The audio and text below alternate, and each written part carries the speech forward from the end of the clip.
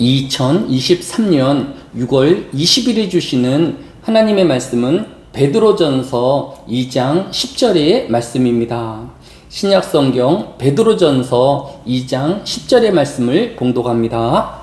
너희가 전에는 백성이 아니더니 이제는 하나님의 백성이요 전에는 궁유를 얻지 못하였더니 이제는 궁유를 얻는 자니라. 아멘. 이번 주 SBS 뉴스에 따르면 외국인이 우리나라에 영주 비자를 취득하려 하면 대학교를 졸업한 자이어야 하고 세전 연봉이 8천만 원이 넘어야 한다라고 보도하였습니다. 이것은 일본의 이민 쇄국이라고 평을 받고 있는 것에 비하여도 3배 이상 높은 것으로 이런 이민에 대한 문턱이 너무 높은 것에 대한 사회적 관심과 또 공론이 필요하다라고 하였습니다.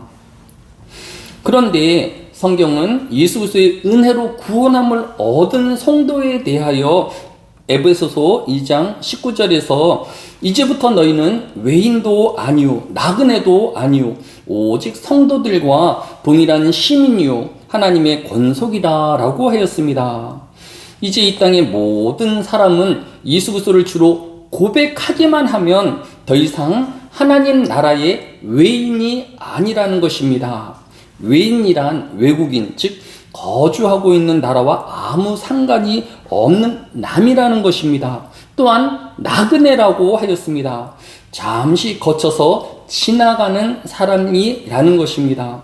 따라서 외인이요 나그네인 사람은 그 나라의 어떤 권리도 누릴 수 없으며 시간이 지나도 어떤 소망도 없는 것입니다. 그런데 성도는 하나님 나라의 외국인도 아니고 나그네도 아니라라고 하였습니다. 즉 성도는 하나님 나라와 상관이 없는 사람이 아니라 또 하나님 나라를 잠시 구경하거나 지나가는 사람이 아니라는 것입니다.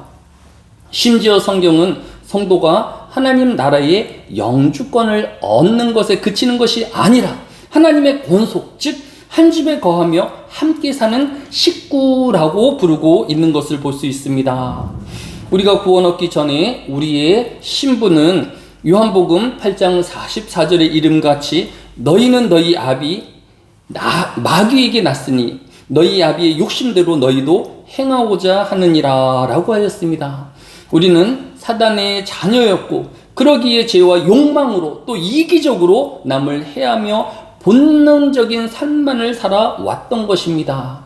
그러나 이제 회개하여 예수 그리스도를 주로 고백한 모든 성도는 이제 하나님의 백성이 될 뿐만 아니라 하나님 나라에 함께 거하는 가족이 되어진 것입니다. 오늘 본문인 베드로전서 2장 10절도 너희가 전에는 백성이 아니더니 이제는 하나님의 백성이요 전에는 궁유를 얻지 못하였더니 이제는 궁유를 얻는 자니라 라고 하였습니다.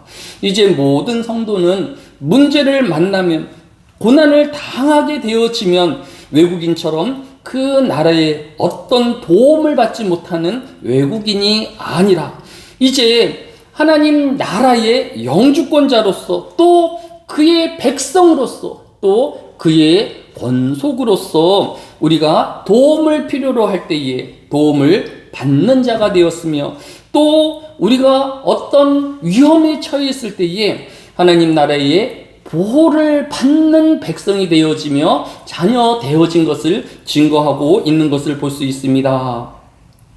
이제 하나님 나라의 백성 되어지고 또 하나님 나라의 보호를 받는 모든 성도는 이러한 권리와 함께 하나님 나라의 백성으로서의 의무인 거룩함으로 또 복음 전파의 사명으로 함께 이 하루를 시작하며 다짐하는 이 하루 되어지시기를 주의 이름으로 축원합니다. 사랑이 많으신 아버지 하나님, 이 한날에도 우리를 사단의 자녀로 시작하였지만 하나님의 거룩한 백성이 되어지게 하여 주시고 또 자녀 삼아 주심을 감사를 드립니다. 이제는 하나님의 보호 안에 이 하루를 살게 하여 주시고 어떤 고난과 힘겨움이 다가올 때에 하나님의 도우심과 또 필요를 도우시는 그 하나님을 만나오게 하여 주시기를 원합니다. 이 한날에도 하나님의 백성으로서의 거룩함을 지켜 나아가게 하여 주시고, 또 하나님의 주신 사명, 복음 전파를 위하여 전력하는 주의 백성들이 되어지게 하여 주옵소서. 감사를 드리오며 예수님의 이름으로 기도드려 싸움나이다. 아멘.